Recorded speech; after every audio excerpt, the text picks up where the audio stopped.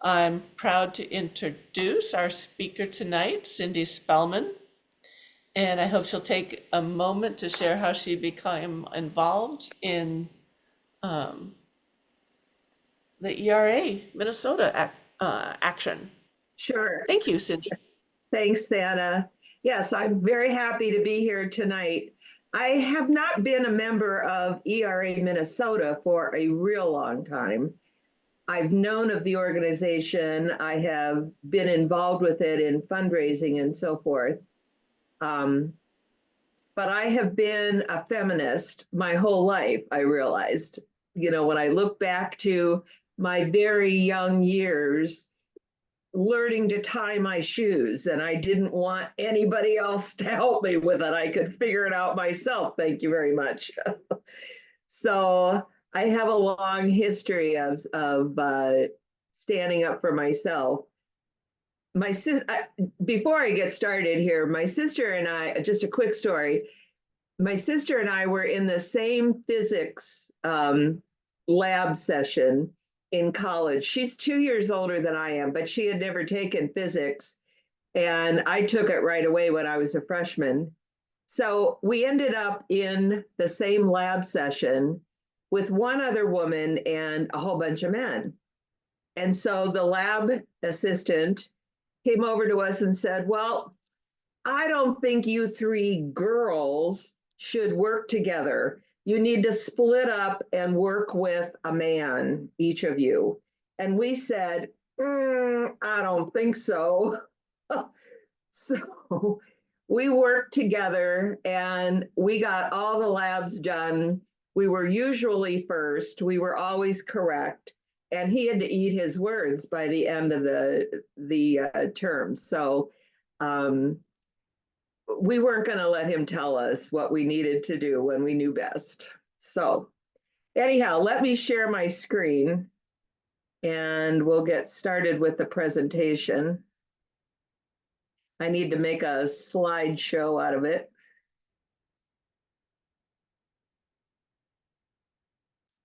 Okay. Oh, there it is. Okay. Okay, stop share. I will go in and make the slideshow first and then share my screen. I guess it, oh, there it is. Okay. No, I'm sorry. I apologize here. It's you try to do it. Okay, share the screen. Okay, go away. Go away. You can also use the little projector screen down in the bottom, down on the very bottom on towards the right. That will. Yes, right, there it is. Okay. Equal Rights Amendment for the state of Minnesota. And the organization behind this is ERAMN, or Equal Rights Amendment Minnesota.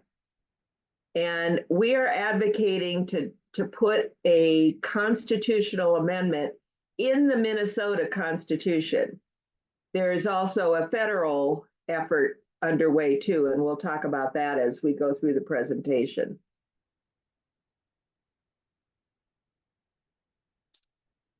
So I was supposed to be with my friend Linda, who is a lawyer, and she went to law school in Texas and learned some very interesting things about that very interesting state that's been in the news a whole lot lately. In 1918, there was a law saying who could and could not be on juries, serve on a jury. And the ones that could not serve were idiots, imbeciles, drunkards, the insane, and women. So I guess we're in good company.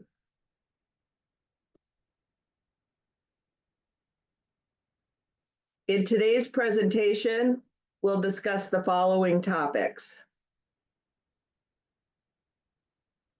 If I can get it to work. Okay. First of all, what is the Equal Rights Amendment, both the federal and the state versions? Then we'll go into a brief history, why we need it, arguments for and against having an ERA, why do we need it now, and the next steps that we can all do. This is a picture of the Supreme Court building in Washington, where it's engraved equal justice under the law, except for women, because of the things that the Supreme Court has said and done in recent years and all through the years in many cases. What is the ERA? At the federal level, the ERA is rather simple. Equality of rights under the law shall not be denied or abridged by the United States or by any state on account of sex. In Minnesota, we've expanded that considerably and include many more groups and national origin, ancestry, disability, or sex. And then this was recently added, including but not limited to pregnancy, pregnancy outcomes, and reproductive freedom, gender identity, and gender expression or sexual orientation. Because as soon as something's left out, there will be a lawsuit talking about it and trying to say it isn't covered under the ERA in Minnesota.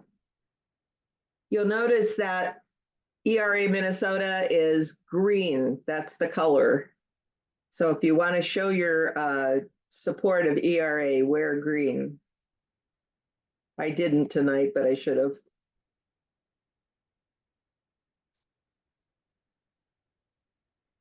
In Minnesota, our ERA builds on what currently exists in the Minnesota Human Rights Act. In 1967, this law was established, and it focuses on employment, housing, public places, public services, education, credit, and business based on protected classes, including sex and gender identity. So the ERA is expanding on this. And again, the Minnesota Human Rights Act is in law. It's not in the Constitution. Why do we need the ERA? Constitutional amendments provide far better protection than laws, which can be easily changed. State constitutions are much harder to amend. And in Minnesota, it's no piece of cake to amend our Constitution. So we have a lot of work to do and a lot of education to spread about this effort.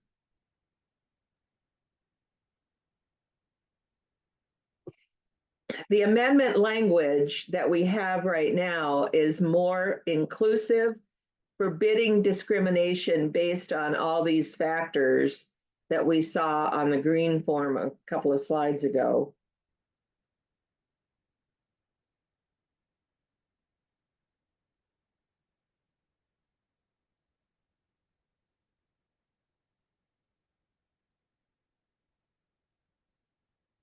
So that is pretty inclusive.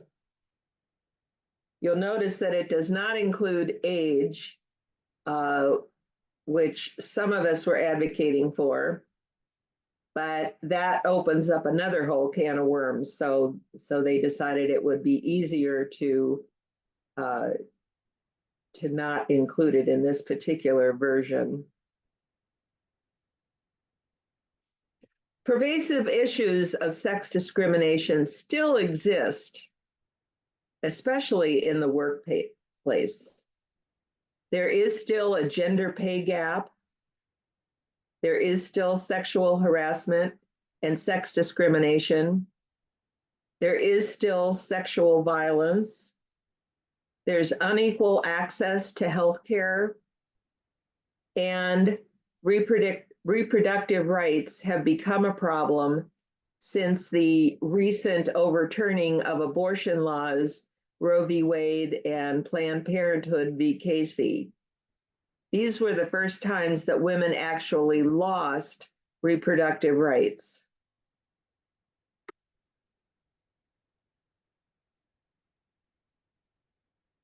Women make up half the workforce, and a recent study showed that between 54 and 81% of them also experience sexual harassment on the job. We also have discrimination against 42% of women in the workforce. And there is continued health and wage discrimination against women, which only hurts family stability.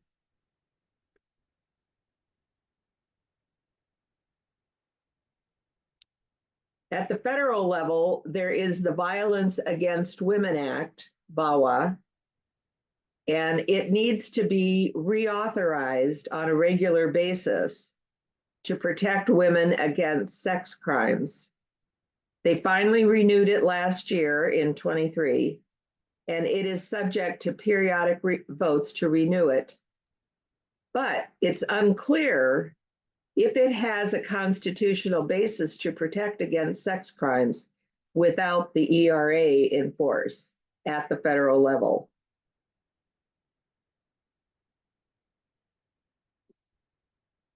The Affordable Care Act of 2010 prohibits unfair insurance costs for women's ailments and pregnancy,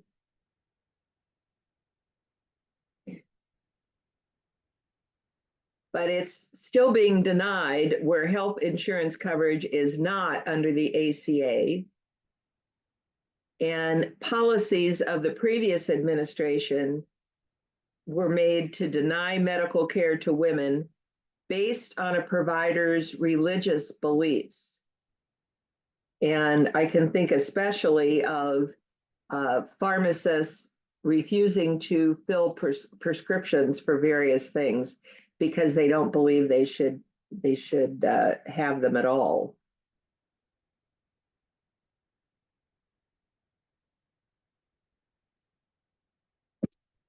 So this is the history of the ERA. Back when the country was founded, English common law was imported from England and especially Scotland. I think Scotland was the origin of much of our original law back then. Femme covert was a policy that denied a woman's legal entity outside of marriage to her husband. So in other words, her whole legal entity was subsumed by her husband.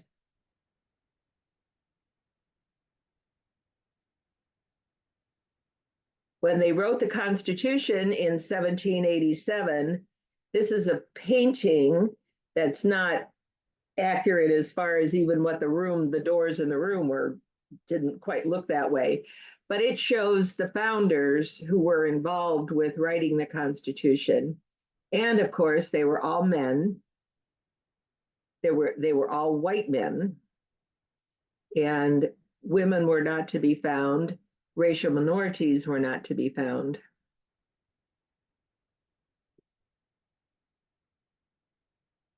And then we take a jump forward to 1848, Seneca Falls, New York, where the fight for equal rights really took off.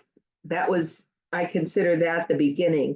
My sister and I had a chance to visit Seneca Falls, New York back in, I think it was in 2016. We took a trip up there, and there is a small but powerful museum that has life-size statues of some of the key figures, such as Elizabeth Cady Stanton.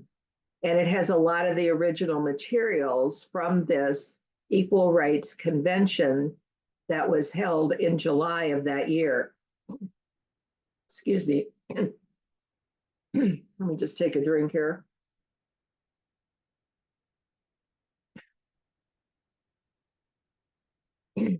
Stanton wrote the Declaration of Sentiment that resolved that all men and women are created equal. And she was an interesting figure. She was married, she had a whole raft of children, and she stayed home and ran her household. And she was good friends with Susan B. Anthony, who went out and took these speeches that Stanton wrote and gave them all over the country. Susan B. Anthony was not married, did not have children, and so she was more free to travel and could go around and gave speeches all around the country trying to get people behind this idea that men and women have equal rights. And this convention was officially adopted in July of 1848. And if you'll notice, it was signed by 68 women and 32 men.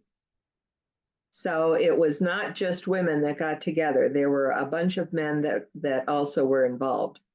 I don't know why they held it in Seneca Falls. That's way in northern New York.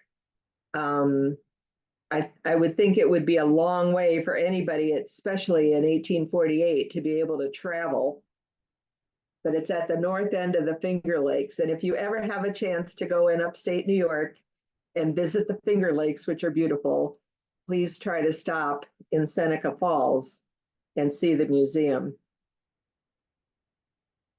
Initially, women focused on voting rights or suffrage. But then after the Civil War, we got the 13th, 14th, and 15th Amendments in the Constitution, which basically eliminated slavery and gave rights to men and recently freed male slaves, but not to women. And it was the first time the word male actually occurred in the Constitution. And these are pictures of Susan B. Anthony and Frederick Douglass. So women went out marching for equal rights, and it took many, many, many decades before we finally achieved it. This is a picture from 1913 of a suffrage march in New York. And you'll notice on this that the women who are marching for equal rights are dressed in white. That became the color for women's suffrage. Votes for women was the term they used. And this is another picture of this from sometime during, I don't know when exactly. What I put under the picture there was what it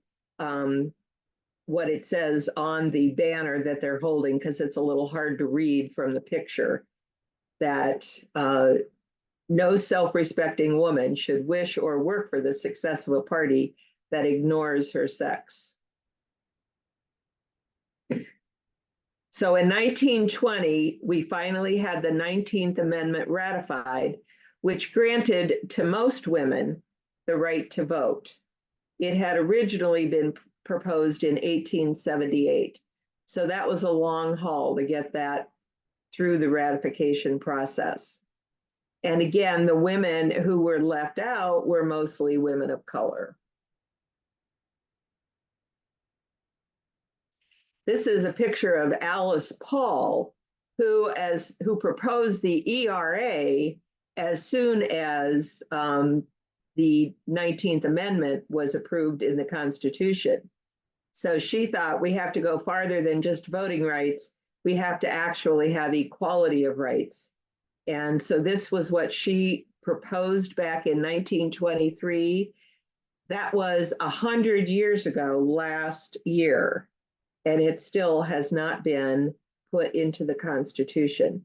But it basically says the same thing that the current federal amendment wording says: equality of rights under the law shall not be denied or abridged by the United States or by any state on account of sex. And so we marched some more in white. And finally, in 1972, Congress approved the wording of the federal ERA and sent it to the states for ratification. And this is another picture. A lot of the women are wearing white to try to focus attention on the issue.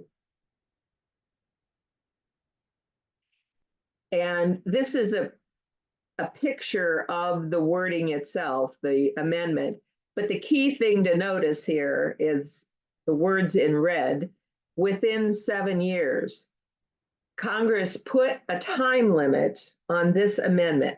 It's really the first time and almost the only time. I think there was maybe one other time limit, but anyhow, it only gave it 7 years. Now, it took us, if you remember, 42 years from 1878 to 1920 to ratify the voting Amendment 19.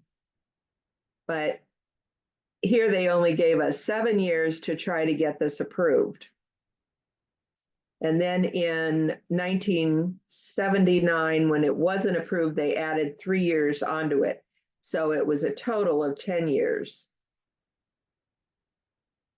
And it wasn't approved because Phyllis Schlafly got out and was lobbying against it all through the 80s, all through the 70s and 80s, saying that women don't need this and it will just cause more trouble.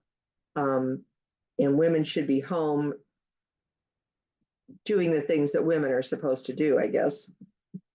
So anyhow, we were 3 states short of the required 38 before the deadline imposed by the 1972 Congress.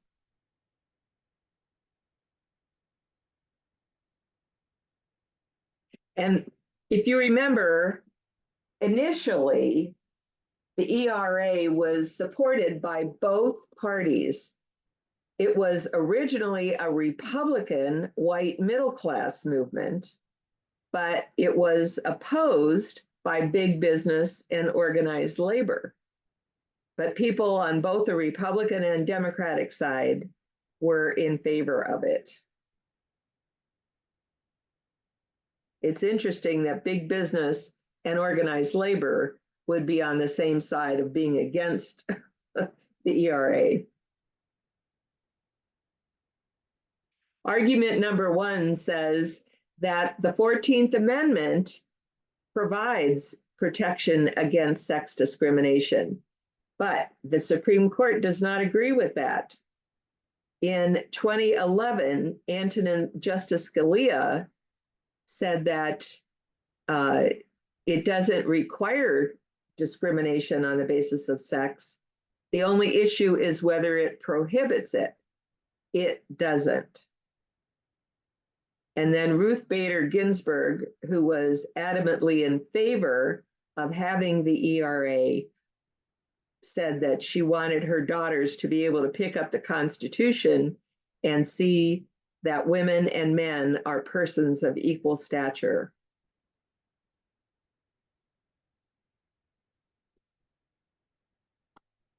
Argument number 2, women have plenty of protective laws. They don't need a constitutional equality amendment. Well, laws are only as strong as the constitutional language behind them, and they can be unenforced, changed, or repealed depending on who gets elected and who's in power at the time. And so our laws could become very different as a result of one administration. An ERA, in other words, would give the same scrutiny to preventing sex discrimination as the Constitution gives to race, religion, and national origin protection.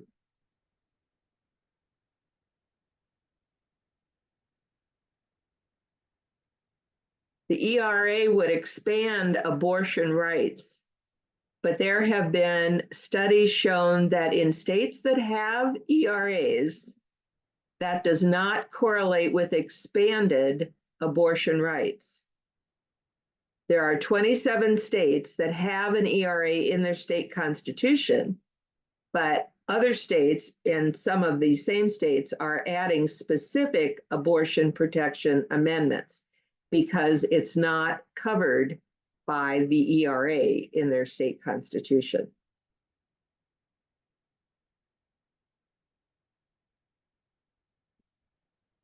The ERA would force women into the military and put them in combat positions. Well, currently, women make up 14% of the voluntary military, and the number is rising. And I don't know if they're going into combat positions or not, and I don't know that they shouldn't. But that was one of the arguments, especially I remember that Phyllis Schlafly made. And more reasons. A lack of legal guarantees victimize families because of employment and reproductive health discrimination. Workplaces are not healthy and productive if workers suffer discrimination. And it's just true that prejudice and discrimination are simply un-American and anti-democratic.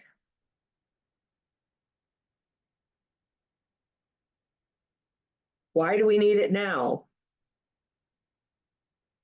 This is an interesting map. The pink are states that have ratified the ERA. The gold are recently ratified, so they will also be pink. So they count on the pink side. And there are 38 pink states. This is Alaska and Hawaii down here, the string of islands at the bottom. The states that have not ratified it are in the southeast and a few in the west, Arizona and Utah. That's at the federal level. This one shows states that have an ERA. The dark color are states with ERAs. The gold are states with some gender equality provisions. The blue are states that are actively seeking to get an ERA ratified in the state, and you can see that Minnesota is part of that. And the gray are states with no ERA at all. So I want to just compare a couple of states here, because I think these maps are really interesting. Back to the federal level, you can see Nevada, Utah, and Arizona have all, well, Nevada has ratified this federal ERA. Utah and Arizona have not. But on this slide, it shows that Nevada and Utah have state ERAs, and Arizona has only limited gender equality provisions. So there's 3 states with 3 different approaches to the ERA. And you'll notice that Texas has ratified the federal ERA, and it also has a state ERA. But its state ERA has mostly to do with financial and housing type provisions and not anything to do with sexual equality or reproductive health.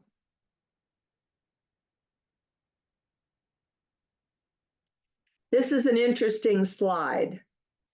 There are 38 states that have ratified the federal ERA, which means that 2 years after the last ratification, it should be incorporated into the federal constitution as, I believe, the 28th Amendment. And it's up to the archivist in Congress to read it out, read it into the record, and get it as put as part of the Constitution. She has not done that yet, and we're not sure why. But last session in Minnesota, they passed a resolution saying that the federal Congress should read it into the record and make the ERA part of the US Constitution. So this actually passed our legislature last session, and hopefully it will prod some action at the federal level. Stay tuned. One other thing on this slide is that the Minnesota wording was passed last year through our Senate, but it didn't get through the House in time, and it got pulled on the last day of session. So we are planning on having it get passed this coming session. We need a constitutional absolute right that all Minnesotans have equal rights under the law and protection from all kinds of discrimination. This doesn't just apply to women. It applies to men. It applies to people of all sorts of backgrounds. So we need to have this ERA so that we just eliminate discrimination in Minnesota. And we need a federal ERA.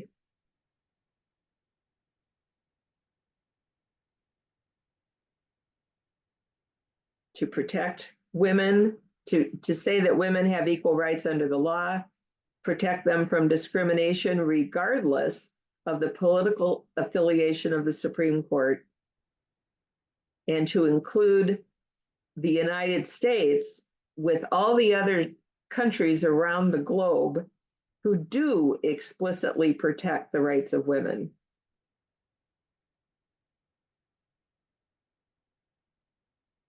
These are the bills that we had in the Senate during the last session. It passed in the Senate. It will probably have to go back to the Senate because some of the wording was changed just a little bit. But we're hoping that the House file gets passed this coming spring and will be on the ballot in November of 2024.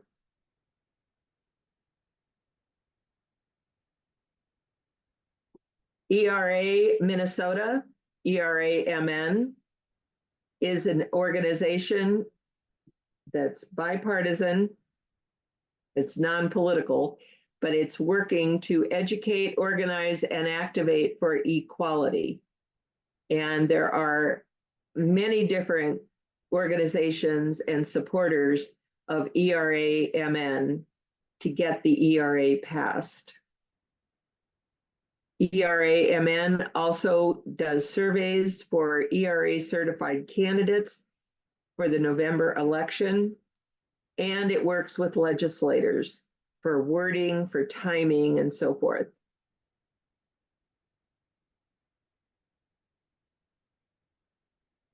And what can you do today? Sign up and join ERA-MN to receive e-news and updates.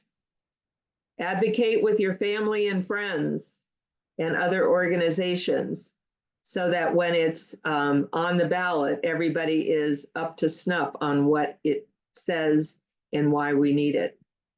Contact your legislators to support the bills passing in this coming session.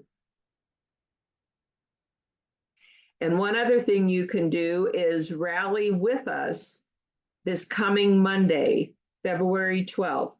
At 10 o'clock in the Capitol Rotunda, there's going to be a rally for the ERA. And we have that whole area reserved. Just show up and join us and be part of getting the ERA passed in Minnesota this year. And then most importantly, once it's on the ballot, vote. You have to mark yes if you want it to pass. In Minnesota, if you don't mark yes and leave something blank, it counts as a no vote. And it has to reach a majority of all the votes cast. And like I said, if you leave it blank, it counts as a no. So we for sure want everybody to vote. So that's the presentation. I'll stop sharing my screen and see if there are any questions. I will add on to your plug for the rally on the 12th. League of Women Voters is associated with ERA Minnesota in support of ERA Minnesota's legislative agenda here. And League of Women Voters is also calling people to this rally, and you can meet at the League of Women Voters Minnesota offices. 9 o'clock, gather, get coffee, I don't know, a donut, and walk over to the Capitol and then join the rest of the rally as well. So for those who are interested. And you should, probably every member has already gotten an email about that. If not, let me know. Okay, questions for Cindy? Oh, come on, I didn't do that good a job. The change in wording from last year to this year, what has been the feedback so far? Um, I think positive, but I'm not really a good one to speak on that particular question. I'm not familiar with all the changes that they had. I know that slide is currently accurate, but I think it expands more on the reproductive rights. And hopefully it will get through the legislature and be okay. You made a good case for the changes, so it was nice to hear that articulated as to why that was important. Darcy, you had a question? Hi, Cindy. Thank you for the great presentation. I'm wondering about what is who to go to, like when you see opposition to this. There's a organization, Minnesota Family Council, that constantly is sending me all these emails to stop and say no to the ERA amendment. And they're just doing a really good job through my church right now. And I need to know where to go to and find out how to push back against their vote no efforts. Can you take any pieces from the presentation to explain to them why you would be in favor of it? Oh, definitely. And is the ERA Minnesota, is that presentation all right there? I think Thana is recorded this one, so you will have access to this one. It's not on the ERA-MN website that I'm aware of, anyhow. Okay. I'm just putting on there the Family Beacon, which is this Minnesota Family Council that is in opposition and encouraging many congregations and churches to vote no on this. So I put that in there, and I would like to have something to protest that and to talk against that within my congregation, because they're coming right to the churches with it. So I think you can go to these talking points that Cindy brought up and use those talking points, and the recording will be on our website, and I will email the link to everybody once it's available. Great.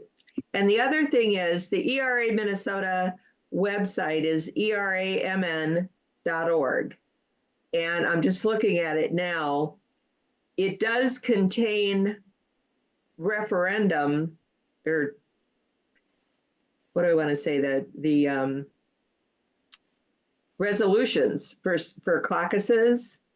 And there's one on the Republican form and one on the Democratic form. So you can take a resolution to caucuses if you're planning to do that. And try to get support that way. I'm just looking on the website here and I'm not sure I see the news or the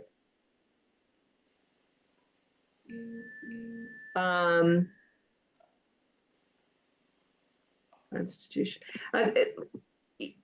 If you look at the eramn.org, there are a number of things under in the news and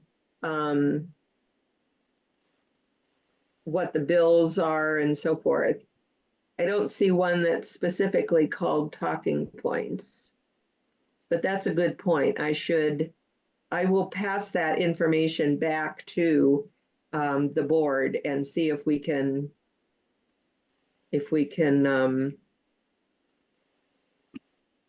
get something up there that's a little more concise, that's more like what you're looking for. Because this is going to be more intense over time, especially if it passes this spring and gets put on the 2024 ballot. Right. We're all going to need some talking points to talk about. And I see that, Darcy, you put in the link for the federal equal rights amendment, but there's also resolutions they have that you could take to caucuses that are different than that. If you Yeah, don't find them, if you don't find them on the website, I have Suzanne had emailed them to me, so I have access to them. If you can't find the resolution on the website, you can email me or email League of Women Voters Minnesota, Dakota County, and I can send those to you. Yeah, I'm looking at the website and if they're there, they're well hidden. The caucus resolutions. Caucus resolutions, yes. Okay, just look on the homepage and it says equality has no qualifiers. Do you see that? Yep. And just scroll down past the day of action on Monday, and then it says Okay, got it. the resolutions. There they are. Yep. I just found out today that they were actually on there, so I don't even have to worry about how to word it, just print it off.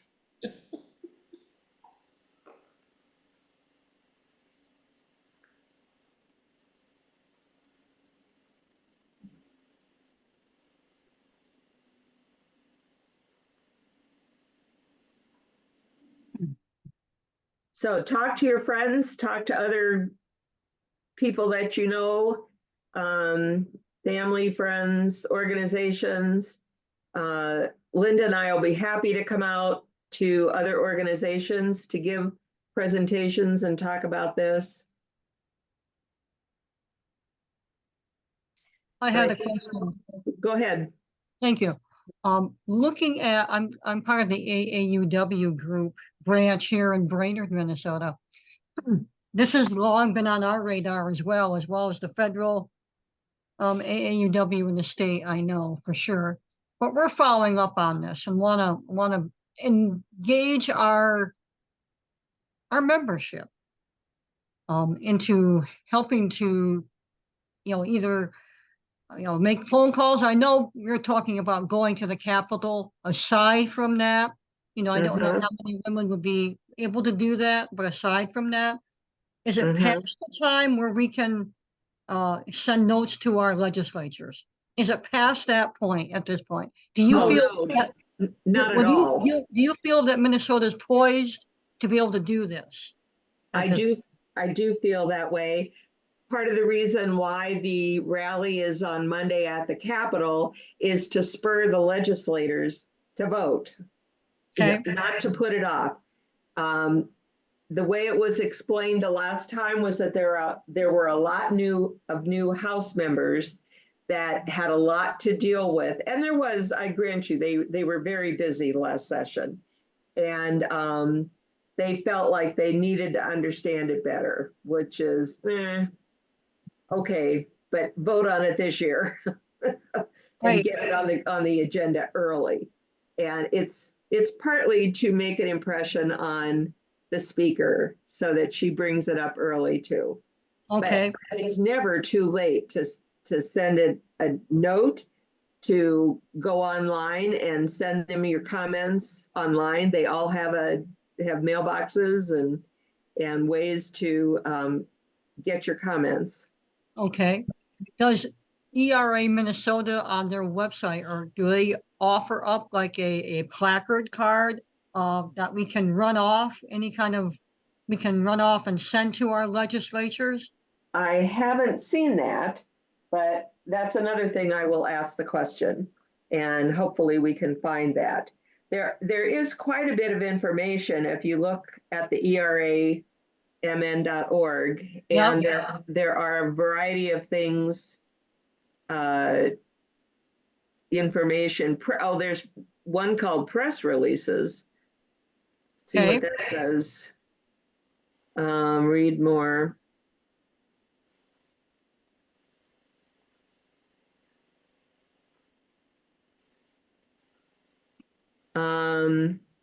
There are some words in there that mimic what we had in the slides, so you can get some information there. But I'll ask specifically if there's something that some wording they would like. They'd probably rather have you put it in your own words, however, Okay. Okay. my guess. There is the wording of the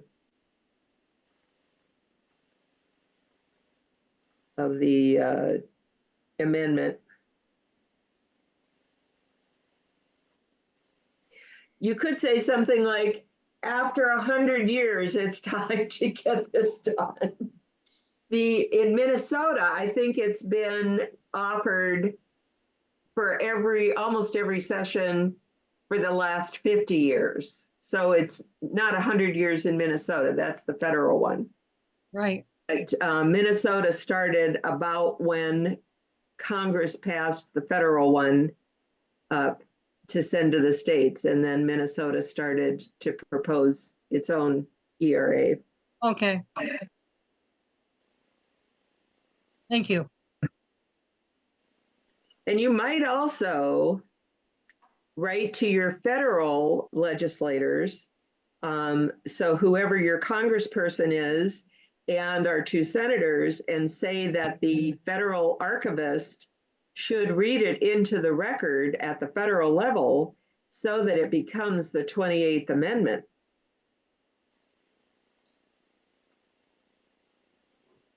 That's something else that needs to be done. That's what that resolution was passed last session in Minnesota. Okay.